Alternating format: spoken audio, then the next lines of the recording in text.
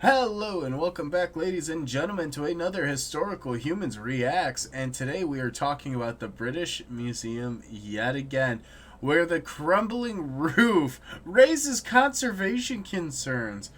Thin plastic sheeting covers, missing glass window panes, and industrial heaters have been placed in frigid galleries alongside priceless antiquities. Yep.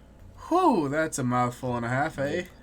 That is a mouthful and a half. And I'd like to start us off with a slightly different controversy because, as the article begins to state, uh, you know, the British Museum is in the middle of attempting to retrieve 2,000 stolen gems and objects taken from its storerooms. Uh, the Greek, Roman, and Assyrian galleries have suffered a roof collapse. So, I just want to start off with, they've been robbed by themselves, and now their roof is caving in. This is a great place, everybody.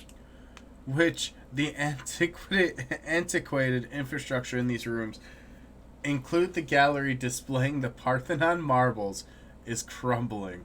Roofs leak, the climate control is failing, paint is peeling, and the floor tiles are cracked.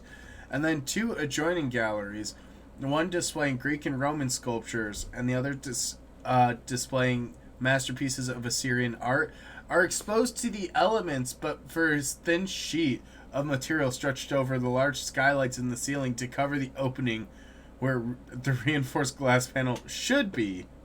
Yep. Now, the missing panels were first noted on January 23 of this year.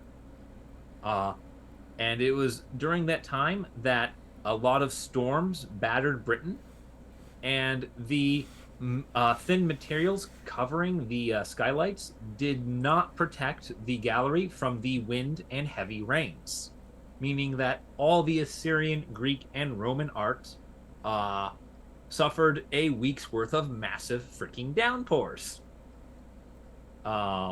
Which, if you're familiar with geology or weathering or anything like that, you would know water erodes things, especially water thrown violently at you from the sky. It So, it's such a great and grandeur just experience. You know, when when it when it is leaking from the ceiling, you really get that true ambiance of being at the site, exposed to the elements for 2,000 plus years. yeah, It goes to show, one, that even the most prestigious institutions also struggle from the same things small institutions are, which is outdated facilities, antiquated buildings, issues with climate, with heating, with humidity.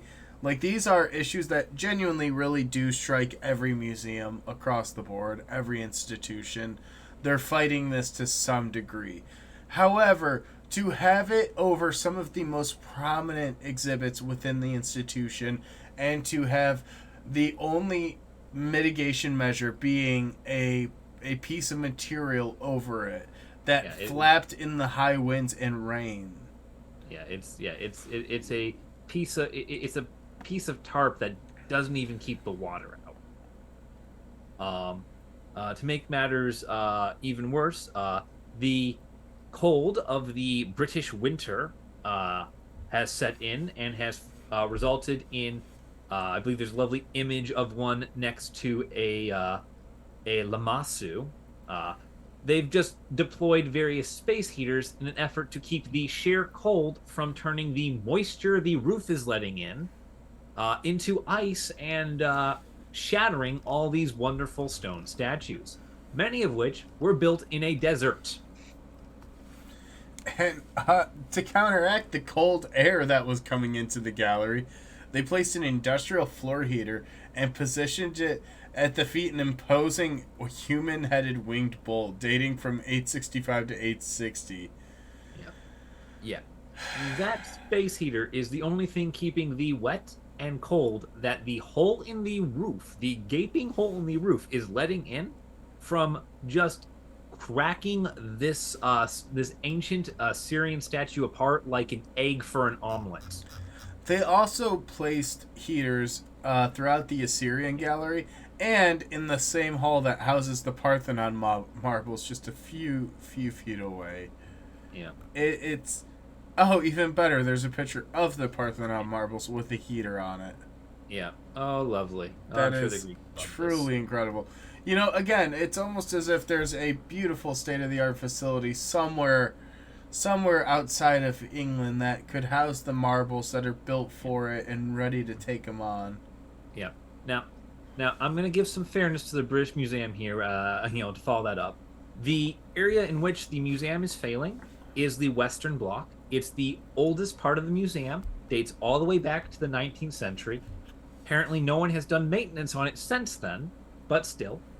And the British Museum does plan to spend £1 billion or 1.26 billion US dollars to overhaul the Western Bloc and its galleries.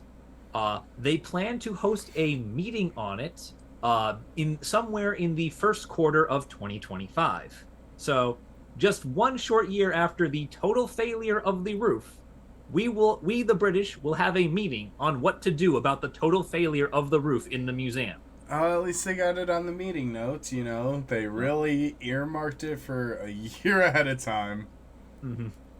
Yep. It highlights the number of inefficiencies the British Museum have. I know here at Historical Humans we shit talk the British Museum a lot, but there's a lot of really tragic incidences that keep stacking up against the British Museum. From an employee stealing and selling over 2,000 artifacts over the course of, what was it, 20 years? Something like that. To them having failing infrastructure, to their social media team inadvertently falling into traps to call for items to be repatriated, mainly the Hawaii statues, among other Greek Parthenon marbles, Egyptian, and Well, just everything that's in the damn building at this point. yeah, the British like to collect, and it is also my personal favorite thing to highlight that in 1963 the British passed the British Museums Act, which refuses to allow the museum to repatriate anything. Yep. That's right. It is illegal for an object to leave the British Museum's collection under any circumstances. Yay, England. Which, you can't even deaccession artifacts. Wouldn't be half as much of a problem as it is. Still would be a major problem, but wouldn't be if it didn't take these people a freaking year to have a discussion about the near total structural collapse of an entire fucking gallery. Oh, we love to see it, don't we? There's bureaucratic inefficiency, and then there's willful negligence. But I think the British Museum's the safest place to house the marbles. I think at this point they just know they're gonna lose the repatriation war, and so they're going, well, maybe God can smash it with a hammer so we don't have to give it back. But I think that's a good point for us to wrap up before we go too rage-inducing. Thank you guys for watching. If you enjoyed it, leave a comment down below, leave a like, and we will see you in the next video. Peace.